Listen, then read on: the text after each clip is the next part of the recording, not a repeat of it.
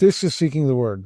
Today we're consolidating Genesis chapter 6, verse 9 through chapter 9, verse 17, the flood narrative as a whole. No new reading, just stepping back and looking at the full movement. So here's what the ark actually does. It begins with corruption. The earth is corrupt before God. It's filled with violence. All flesh has corrupted its ways. The language is repeated. It builds. Noah is introduced, righteous in his generation, walking with God. God declares the end of all flesh. Instructions for the ark are given. Noah obeys. The flood comes. The fountains of the deep burst open. The windows of the sky are opened. The waters prevail. All flesh dies. Everything with the breath of life on dry land is destroyed. Only Noah and those with him in the ark remain. The water prevails 150 days. Then it says, God remembered Noah. The fountains are stopped, the rain is restrained, the waters recede. The ark rests, the earth dries. Noah exits and builds an altar. God declares that he will not again curse the ground in the same way, even though the imagination of man's heart is evil from youth. Blessing is repeated. Command is repeated. Then covenant language is formally established. The promise, never again will all flesh be cut off by a flood. The sign, the rainbow and the cloud. When you step back and look at it as a whole, the movement is pretty clear. Corruption builds, judgment follows, destruction reaches total scope. Then the motion reverses. The waters don't vanish, they recede. The text marks time carefully. It doesn't feel chaotic. It feels calm, orderly, natural. From there, the narrative moves towards stabilization. The covenant doesn't undo what happened, it places a boundary around it. Earlier, all flesh described destruction. Now it describes the scope of promise. The same reach, different outcome. And sitting with that for a moment, the corruption isn't mentioned once and then moved past. It's repeated over and over. The earth is corrupt. It's filled with violence. All flesh has corrupted its ways. The text wants that to be crystal clear.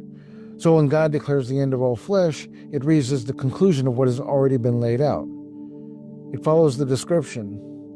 It grows out of what the text has shown. And when the flood comes, it's complete. The repetition of all flesh makes sure you feel that. Everything with the breath of life on dry land is gone. That's the height of it. That's where the weight sits. Then it starts to wind down. It says, God remembered Noah. There's no dramatic speech there. The waters just stop rising and begin to go down. Not abruptly, just steadily. That's where the tension breaks for me.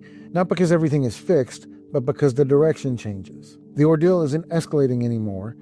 It's moving towards its end. By the time the covenant is declared and the rainbow is given, it feels settled. Not erased, not undone, just settled. And what stands out is that the text still says the imagination of man's heart is evil from youth. That hasn't changed. The flood didn't fix that. And honestly, that makes sense to me because I know my own heart. If the text said that the flood corrected the human condition, that something inside man was suddenly different, I'd struggle with that. Not because I doubt Scripture, but because it wouldn't match reality. The fact that it doesn't pretend the heart changed actually makes it feel honest. So instead of changing man, what changes is the boundary. God doesn't say corruption won't return. He says the flood won't. The rainbow isn't there because humanity improved. It's there because God set a limit. Not because he's controlled by anything, but because he chooses restraint. That's where the stability comes from. Not from a repaired human condition, but from a promise that places a boundary on destruction. And looking back at Genesis 1 through 5 now, it feels fuller.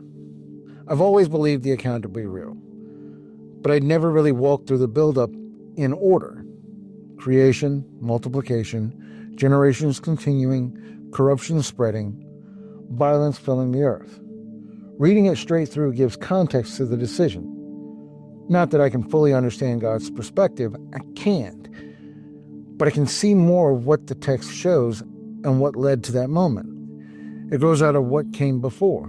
That's where the ark leaves me. The flood narrative closes there, and the reading continues. This is Seeking the Word.